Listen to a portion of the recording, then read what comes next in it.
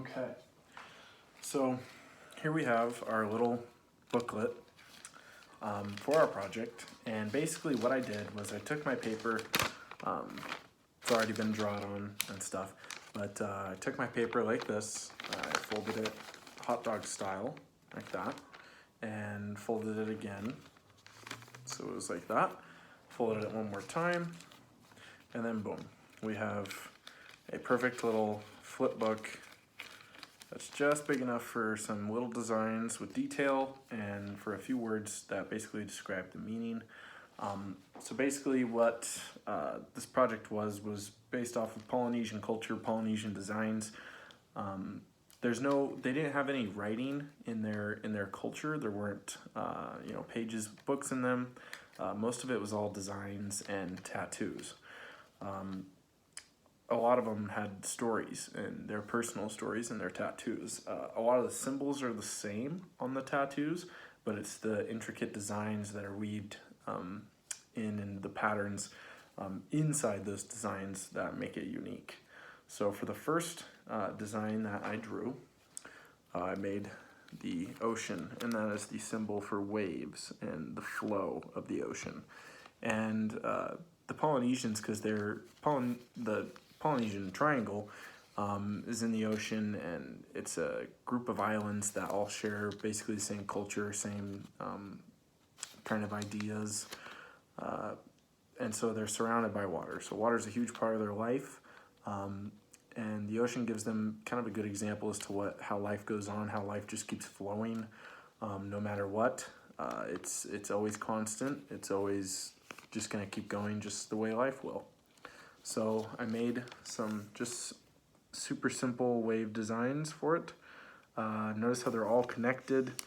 Most of the designs in Polynesian culture are all connected, just because that's kind of their whole moral, that's their belief about the earth, is everything is a part of itself, everything works together.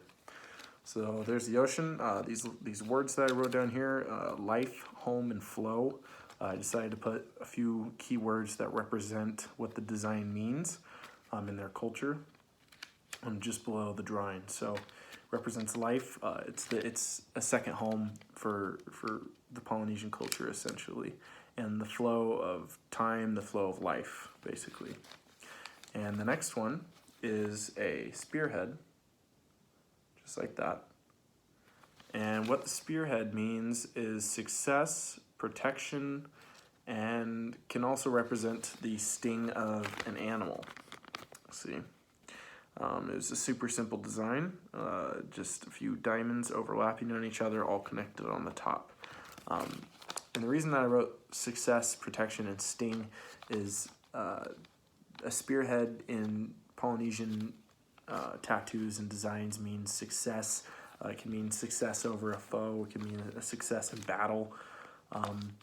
It's also a form of protection, so it's like a safeguard for them. And a sting is these types of spear designs can also be found on the stinger designs of certain animals, like a stingray.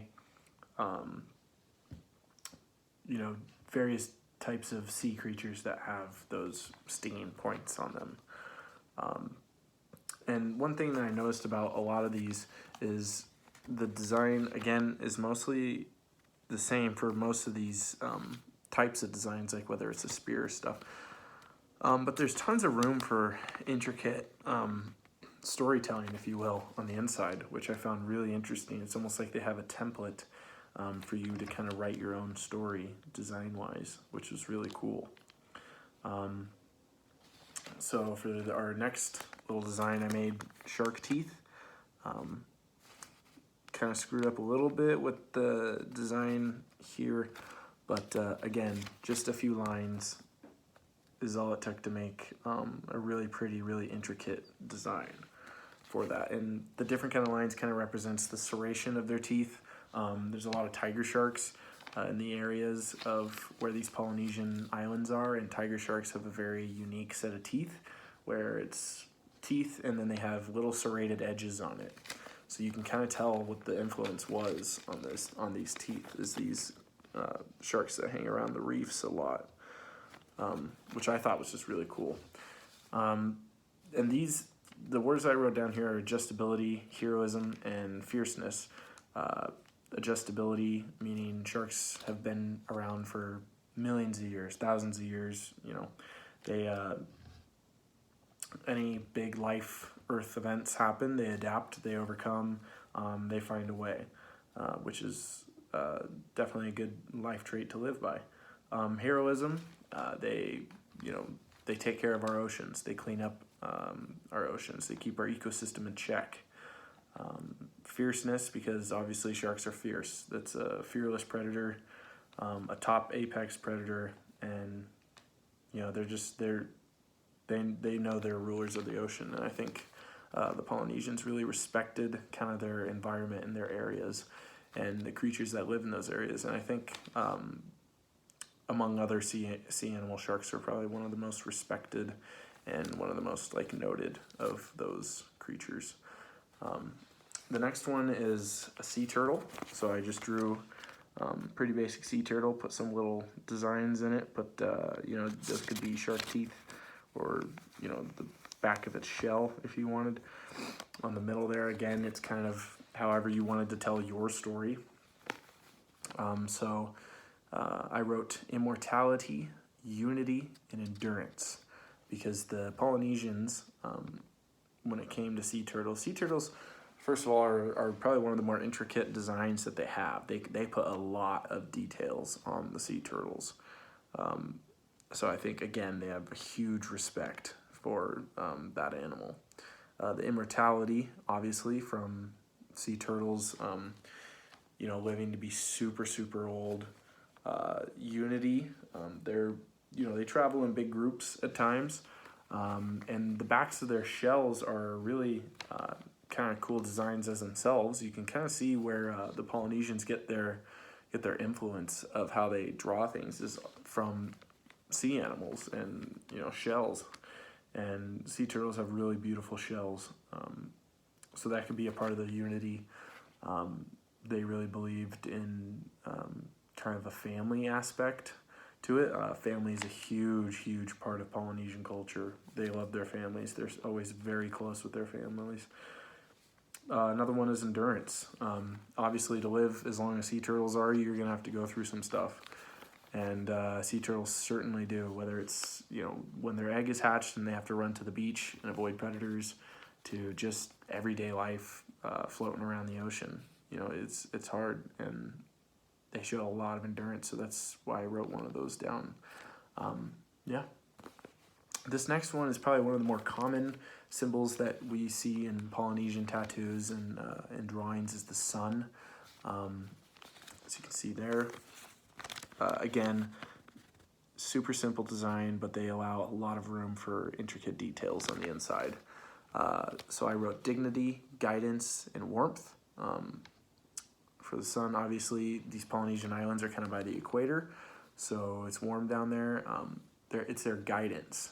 You know, a lot of other cultures, they looked up to the sky to, you know, for stars and for, you know, constellations and stuff like that. And the sun was kind of the all-knowing, kind of guiding factor in their culture.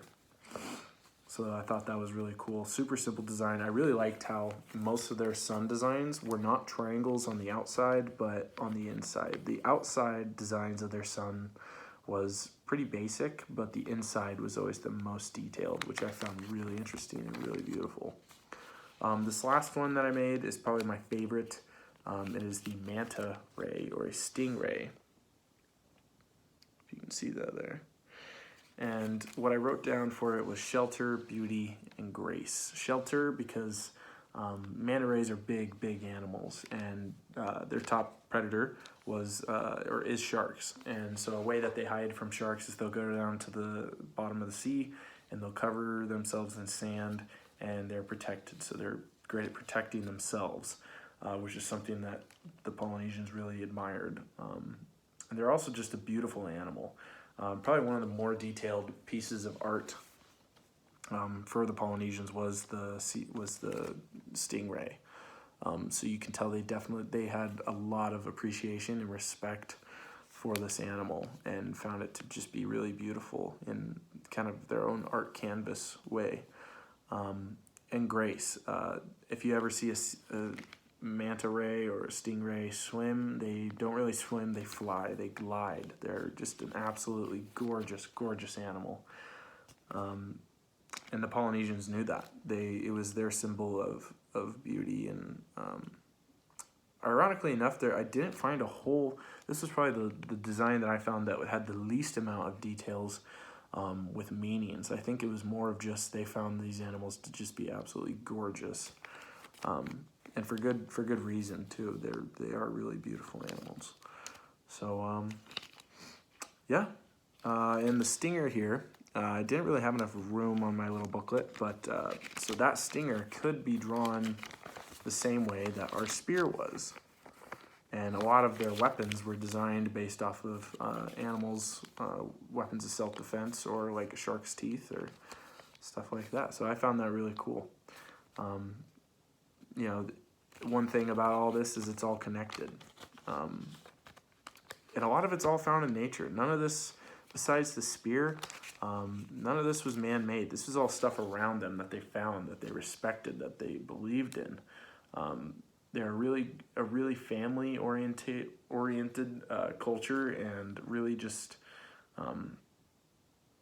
they just really admire the nature around them, and they use it for tools. They use it respectfully. They use it mindfully.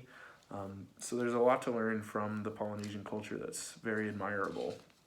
But I just found these designs to be absolutely gorgeous, and I had a really fun time making this. So yeah.